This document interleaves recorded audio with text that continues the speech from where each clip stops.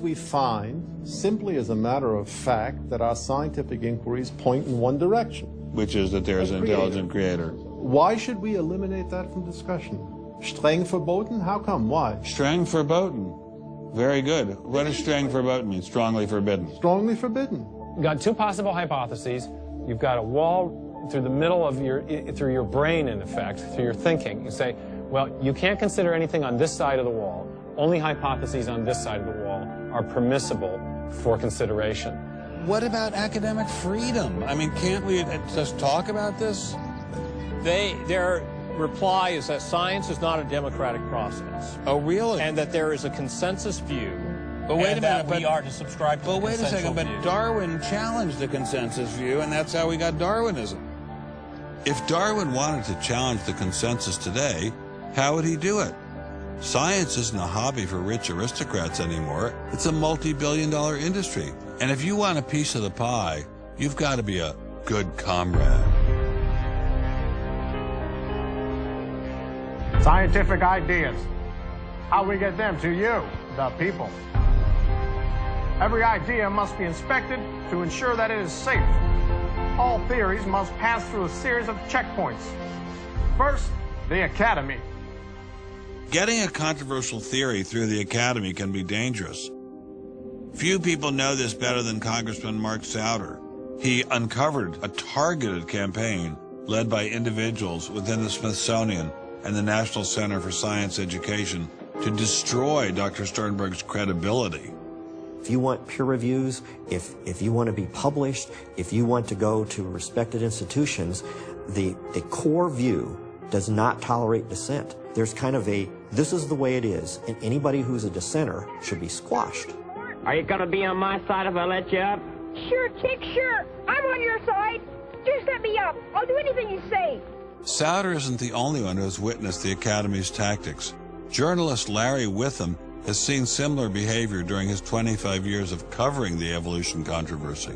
Once you're thick in science, you can't question the paradigm. But if you want to get grants, if you want to be elected to high positions, if you want to get awards as a promoter of public education of science, you can't question the paradigm. People cannot be trusted to form their own opinions. This business about open-mindedness is nonsense.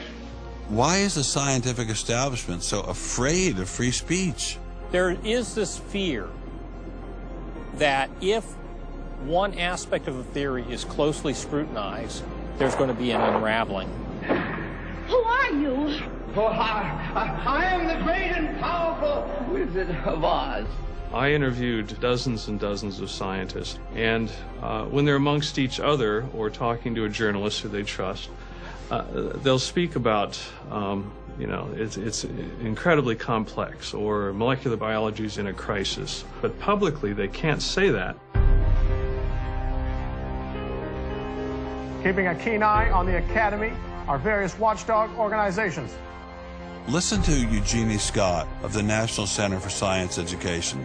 The NCSE has been at the heart of virtually every evolution controversy over the past 25 years, vigorously defending the Darwinian gospel. We have had a lot of business, unfortunately, at NCSE in the last few years, because virtually every state in which science education standards has come up for consideration has had a big fight about the coverage of evolution in them. NCSE was started by a group of scientists and teachers who were very concerned because in the late 70s and early 80s there were a lot of attempts to pass equal time for creation science and evolution laws. And clearly this is something that neither scientists nor teachers liked. It wasn't exactly help the creationists are coming, but it's, kind of along those lines. Most scientists just throw up their hands and say, creationists, they drive me crazy, you handle it. We've worked a lot with science education organizations. The most important group we work with is members of the faith community, because the best kept secret in this controversy is that Catholics and mainstream Protestants are okay on evolution. Are you sure about that, Eugenie? Liberal Christians have been fighting with conservative Christians for so long that they'll side with anybody against the fundamentalists. And Eugenie Scott says, well, welcome over. There's a kind of science defense lobby, or an evolution defense lobby in particular. They are mostly atheists, but they are desperately wanting to be friendly to mainstream, sensible religious people. And the way you do that is to tell them that there's no incompatibility between science and religion. But is there really an incompatibility? Can't we believe in God and Darwin? Implicit in most evolutionary theory is that either there's no God or God can't have any role in it. So naturally, as many evolutionists will say, it's the strongest engine for atheism. If they called me as a witness, and a lawyer said, Dr. Dawkins, has your belief in evolution, has your study of evolution turned you towards atheism? I would have to say yes.